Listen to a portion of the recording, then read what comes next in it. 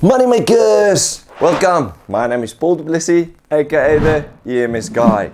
In today's video, we're going to do a practical example of the circular flow in our economy. It's all about the real flow and the monetary flow and how they work together. So make sure you watch this video, hit like, subscribe, and let's shift our learning. Money makers, welcome to this video. Today we're focusing on the circular flow in the economy, right?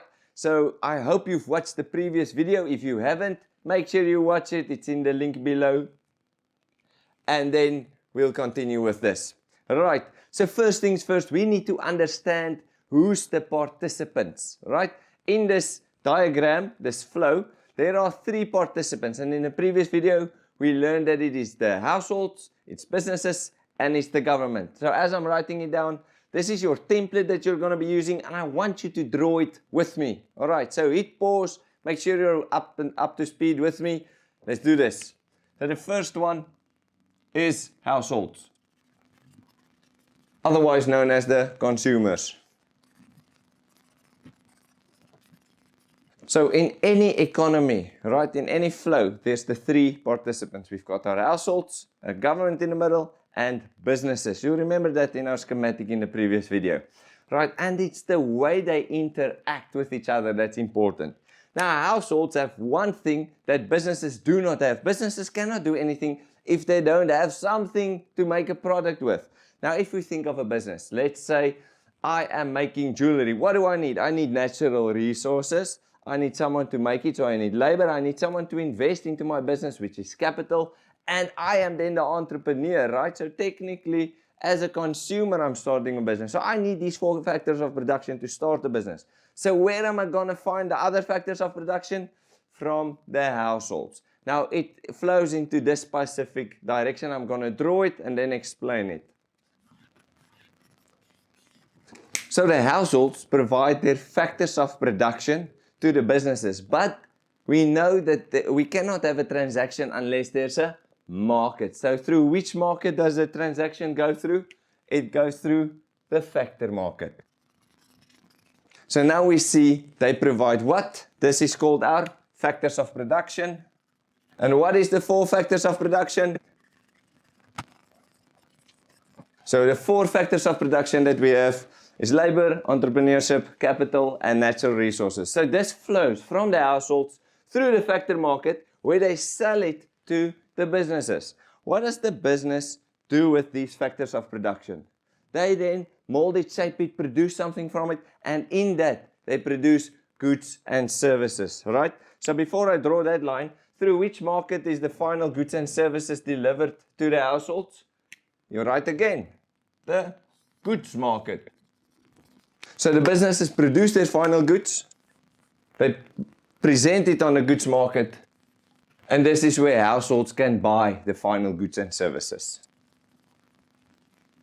I'm using the abbreviation there just in order to save some time. So they provide the final goods and services to the household through which market? The goods market. This is easy, right? We call this the real flow. So that's why I'm gonna just make a blue line. So we can see the real flow is the flow of goods and services. Right, but we know that it's not for free, right? There's a specific value that's attached to it, and normally it's met in a currency. In our currency, it's rand. So what value do we add to the factors of production? We get paid in money. So this flow is the next one that we're talking about. It's the monetary flow. So let's draw that and I'll explain it later. So in the orange blocks, you can see that money flows from the businesses to the factor market, all right? This is then channeled back to the households. So businesses pay the consumers for what? For their factors of production. Payment for factors of production. Same at the top arrow.